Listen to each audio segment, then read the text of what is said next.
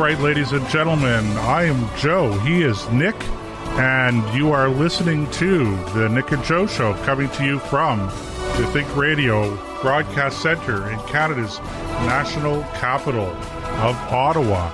And blah, blah, blah, blah, blah. I'm just a little tongue-tied there. I don't know why I got...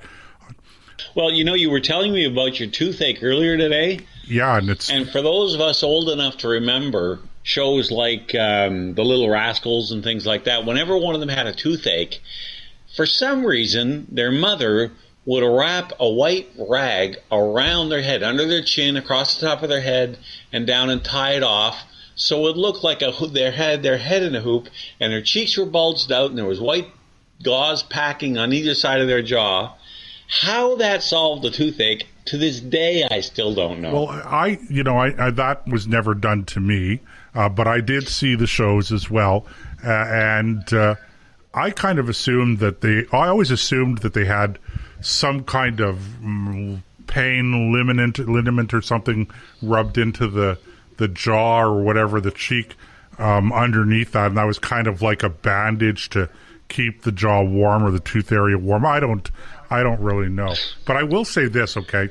So it's when we do the podcast, okay, when we do the show, it's a live show on Wednesday nights, and then we break the show up into 4 parts. And this is why, if you're listening to the podcast, we post it on Thursday and Friday, and then Monday and Tuesday of the following week. So we have a 2-hour show, 4 segments. So tonight, even though you're listening to segment number 3, so this would be Monday morning if you're just listening to it because it was just recently posted this morning. But it's actually Wednesday, December the 16th. Okay. So just a little bit of quick background here. I've had this toothache for about a week, and I went to see the dentist last Friday, and they prescribed Tylenol with codeine, which I find doesn't really work with me. Tried it out again, not very effective, and antibiotics, and to come in and have my tooth pulled. And I was scheduled. Today's Wednesday. I was scheduled for next week, the 21st of December. So, but I've gone through the weekend on antibiotics. So I was 5 days now, and the pain was not getting any better. So whatever the infection was not improving. Called the dentist and I said, look, we got to do something about this. It's just the pain is just excruciating. I'm not sleeping. I'm not okay. I'm using extra strength Tylenol like candies. Do something for me. So they called me this morning, late morning, and said, can you come in this afternoon? And I'm thinking, okay, this is, but I'm doing the show this evening. What time do you want me? 5 o'clock. And I paused and I thought, okay, no, the pain wins out. I'll take the spot. So I go in, and it was not an easy extraction. They did pull the tooth. Unfortunately, the roots in this tooth apparently broke off when they were trying to pull it out.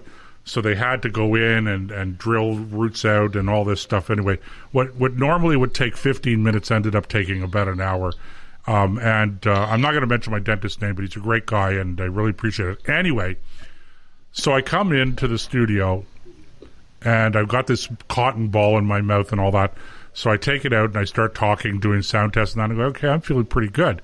And the freezing is out now, and I'm not on painkillers, and I don't have any pain. And the reason that Nick and I were talking about this off the air just a few minutes ago was because I was telling Nick there are few things in life as satisfying as having that pain from a toothache disappear. I mean, ladies and gentlemen, I am on top of the world. And when I was lying there in the dentist chair, I was thinking to myself how miserable life must have been without dental care. I mean, can you imagine having tooth decay, having a cavity and an abscess at 20 years old in the 1600s and not being able to have and having to live with that toothache until finally it's just so bad you end up having to pull it out. And of course, how do you pull out a tooth? Back then life must have been so miserable without modern dental care or modern dental hygiene. And well, that's how modern dental hygiene came around, was people got tired of having to suffer through teeth and would go to somebody who offered relief. My goodness. Although keep in mind too that I'm not sure it's true across the board, but in general, tooth decay was much less than it is today because there wasn't nearly as much processed sugar in our food. And that's like if you eat a candy bar today, you got 20 minutes of attack on your teeth because it turns to acid in your mouth and starts tearing away at the enamel. Well, it's interesting. And that's where a lot of your tooth decay comes from. Right. Well, it's interesting. Unless you're British. Then you just have bad teeth. That's all there is to it. It's interesting you say that, Nick, because I read somewhere, and I stand to be corrected, but I read somewhere that in North America in particular, where the staple of some of the native tribes was corn, okay? And by corn, if you're in the international audience, I'm not talking about wheat, I'm talking about maize, okay? So, because in many places corn, what we call wheat in Canada is actually corn in other countries. So, and so they would eat this stuff, and of course, as you know, when you eat this stuff off of a cob or whatever, it gets stuck in your teeth, etc. And I read that tooth decay was a major problem in some of these Aboriginal communities, and that in fact after a while, the people were not necessarily dying of tooth decay, but they were suffering considerably. And some of the archaeological digs that have been done show the skulls of some of these people with just horrendous tooth decay, and you think how miserable their lives must have been. Anyway, talking about miserable lives, there was an interesting story recently in the Washington Post about Chinese concentration camps, and yes. So Nick, why don't you talk a little bit about that, because I know you were the topic. Yeah. Now, a lot of people know that China is not exactly too concerned with human rights, but this smacks of World War II Nazi Germany. The story comes from the Washington Post. It's dated September 3rd this year. So it's not brand new, but this is stuff I think, in light of what we've been finding out about China, this kind of thing needs to be brought to our leadership's attention if they don't already know it. And it certainly needs to be brought to the public attention, because who are we doing business with? So let me share a couple of paragraphs out of this story. Last week, Chinese officials were asked at a news conference about the continuing reports that China has locked in concentration camps more than 1 million ethnic Muslim, I think you'd say Uyghurs, Kazakhs, and others in the Xinjiang province. A spokesman for the regional government responded that it was outright nonsense, and that the facilities, which China has called vocational education schools, I can just imagine what that's like, prevent extremism and are no different in nature from those in the United States, Britain, or France. Now, it's funny because I don't remember, certainly within the last 30 or 40 years, educational vocational schools topped by barbed wire and guard towers. Anyway, I digress. Asked about reports of large-scale forced labor imposed on the minorities, another Xinjiang official said it was outright nonsense, fabricated out of thin air. If so much is outright nonsense, then how to explain the barbed wire guard towers and cement that have been rising around Xinjiang in far western China? If nonsense, then why do so many eyewitnesses describe an archipelago of prisons and camps aimed at exterminating the Uyghur culture, language, and traditions? Further evidence of this grotesque project was published on August 27th by BuzzFeed News in an investigation that identified scores of purpose-built, high-security camps and detention facilities. Previous eyewitness accounts, government documents, and satellite imagery published by scholars and journalists have shown that since late 2016, China was forcing these people into a system of incarceration and cultural annihilation. Okay. This kind of thing, because let's face it, when the definition of labor under a Chinese understanding from the government's point of view compared to ours is not the same thing at all. It's like comparing a canoe to an aircraft carrier. The only thing they have in common is they both float. Other than that, the idea, if you end up in a hard labor camp in China, you're probably going to die there. In Canada, they might ask you to pick up some garbage, and that would be the extent of it. And anything beyond that is an abuse of prisoners' rights. So these kind of stories are enlightening from the point of view that China does not care about human rights, and it hasn't since 1949, and maybe even before that. When Mao Zedong took over China, from then to now, there's been about 76 million people die in that country because of its government.